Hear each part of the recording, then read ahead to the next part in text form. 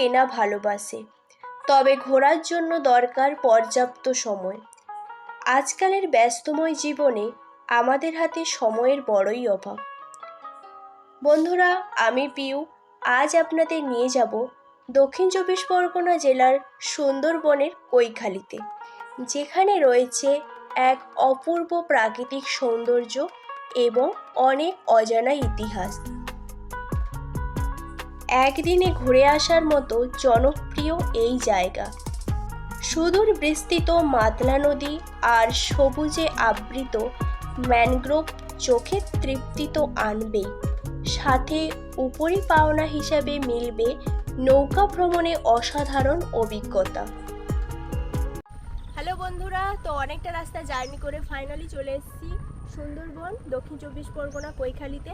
আমার পেছনেই রয়েছে মাতলা নদী, আর এদিকে বাঁধা রয়েছে প্রচুর নৌকো। আর এখানে একটা প্রাকৃতিক সৌন্দর্য, মানে খুব সুন্দর একটা প্রাকৃতিক সৌন্দর্য। সুন্দরবন মানেই তো সুন্দর জায়গা, তো এটা হচ্ছে খুব সুন্দর জায়গা। মাত্র একদিন তোমরা হাতে সময় নিয়ে এই জায়গায় আসতে পারবে, খুব সুন্দর। আর আমি তোমাদের দেখাবো এখানে থাকার জায়গাটা কোথায়, সেটাও তোমাদেরকে দেখাবো।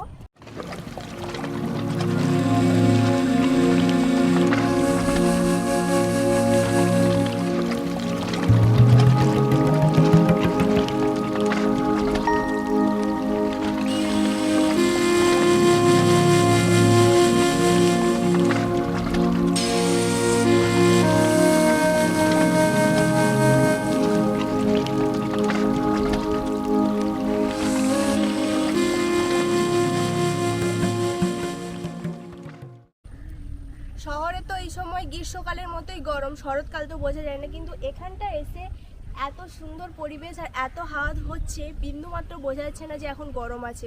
পুরো যেন প্রাকৃতিক এসি, খুব সুন্দর লাগছে জায়গাটাই। দেখো, খুব কম জঙ্গল রয়েছে, তাও কিন্তু খুব সুন্দর জায়গাটা। বিকেলে মাইন্ড ফ্রেশ করার জন্য একটা সুন্দর জায়গা কৈখালি। কৈখালি অটো স্ট্যান্ডের ঠিক পাশেই রয়েছে এই পর্যটক আবাস।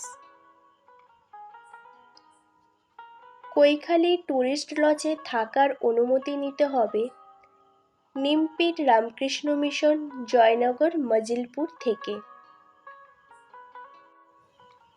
আপনারা যদি দু একদিন হাতে সময় নিয়ে যান, তাহলে কিন্তু ঝড়খালি এবং সুন্দরবনের আরও দুটো দ্বীপ ঘুরে নিতে পারবেন। নদীর পাড়ে বসে মাতলা নদীর বুকে ছোট ছোট নৌকার চলাচল এবং মাঝে মধ্যে ভাসমান লঞ্চ দেখতে দেখতে অনায়াসে একটা বেলা কাটিয়ে নেওয়া যায়।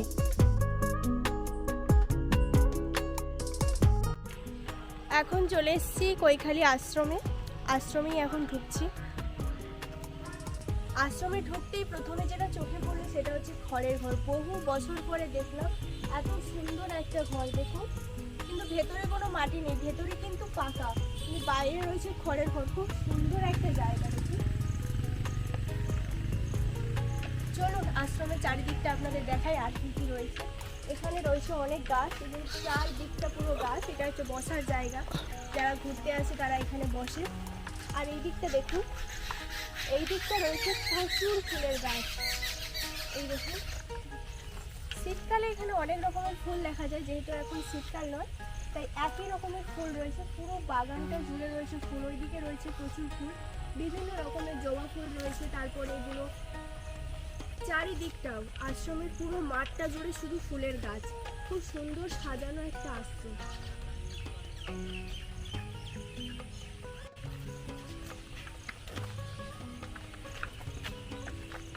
এইদিকে রয়েছে কত সুন্দর ফুলের, এটা পাতার গাছ, ফুল পাতা সব কিছু দিয়ে সাজানো আশ্রমটা। শ্রী রামকৃষ্ণ আশ্রম দ্বারা প্রতিষ্ঠিত রামকৃষ্ণ মন্দির কৈখালির একটি শান্তিপূর্ণ স্থান। সরকার এবং শ্রী রামকৃষ্ণ আশ্রমের যৌথ উদ্যোগে কল্যাণমূলক কাজ শুরু না হওয়া পর্যন্ত এলাকাটি কয়েক দশক ধরে অনুন্নত এবং নাগালের বাইরে ছিল। 1960 সালে স্বামী বুধানজি মহারাজের দ্বারা প্রতিষ্ঠিত একটি সামাজিক ধর্মীয় সংস্থা বেলুড়ের রামকৃষ্ণ মিশন থেকে পৃথক সংগঠনটি একটি কৃষিকেন্দ্র সহ বেশ কয়েকটি কল্যাণমূলক প্রকল্প পরিচালনা করে। একটি সুন্দর রামকৃষ্ণ মিশন সবার জন্য উন্মুক্ত কৈখালিতে একটি সুন্দর সবুজ প্রাঙ্গণে দাঁড়িয়ে আছে। আপনারা তো দেখলেন আশ্রমটা, কেমন লাগছে অবশ্যই কমেন্ট করে জানাবেন। আমি বর্তমানে আশ্রম থেকে বেরিয়ে এসেছি, এখন ওদের চলবে প্রার্থনা। তো এখন বাইরেই রয়েছি, বাইরেও দেখুন চারিদিকে গাছ, মানে সত্যি একটা সুন্দর পরিবেশ, মানে একটা শান্ত শিষ্ট এবং আসলেই যেন মনটা ভালো হয়ে যায় এরকম একটা পরিবেশ আশ্রমটা। দেখুন চারিদিকটা, ওদিকে রয়েছে একটা বড় পুকুর, সবাই এখানে স্নান করে। এখানে আলাদা করে কোনো টিউবওয়েল দেখতে পেলাম না। নিঃশ্বাস নেওয়ার মতো একটা জায়গা, চারিদিকে ফুলের গাছ, ফলের গাছ, এইদিকে দেখুন পেয়ারা গাছও আছে, নারকেল গাছ, প্রচুর গাছ। ওই দিকটা পুরোটা দেখুন, পুরো নারকেল গাছের বাগান, চারিদিকটা নারকেল গাছ। আর এখানে রয়েছে একটা বড় পুকুর এবং একটা ঘাট রয়েছে, পুরোটাই জায়গা একদম উপর থেকে পৌঁছে। ওটা স্কুল, ওইটাই স্কুল, এটা ওইদিকে যাওয়া যাবে। এই তো এই পথ দিয়ে ওই আলো জ্বলছে, বাচ্চারা আসছে, এক্ষুনি ইয়ে হবে, আচ্ছা সন্ধ্যে 6:30 দিনে ওই আরতি হবে।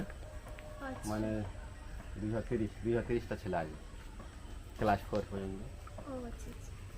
বাইরের ছেলে থাকে, গরিব মানুষ ছেলেরা। এখানে কি চাষ করে নাকি? না চাই হয় না, ঘাস এরকম। ওপারে এই পথ আছে, এটা ওপারে পদ্ম ফুল গাছ আছে, পদ্ম ফুল দুটো একটা ফুটে আছে। যাও না এই পাশ দিয়ে? হ্যাঁ। অন্ধকারে কি এখন দেখা যাবে? স্কুলের সামনে একটা জায়গা রয়েছে, এটা হচ্ছে পদ্ম পুকুর, কিন্তু আমি এখনো পদ্ম ফুল দেখতে পাচ্ছি না, হয়তো সন্ধে হয়ে গেছে বলে। কেউ বললো এখানে পদ্ম ফুল আছে, বাট আমি দেখতে পাচ্ছি না। আর ওই যে দূরে দেখতে পাচ্ছেন ওটা হচ্ছে স্কুল, এখানে বাচ্চারা থাকে। ওই যে বাচ্চারা এখন প্রার্থনা দিতে যাবে, তাই জন্য সব বেরিয়েছে। ওই যে স্কুল, অনেক বড় স্কুল, ওখানে 230 জন বাচ্চা থাকে ওখানে, ওরা এখন প্রার্থনা দিতে যাবে।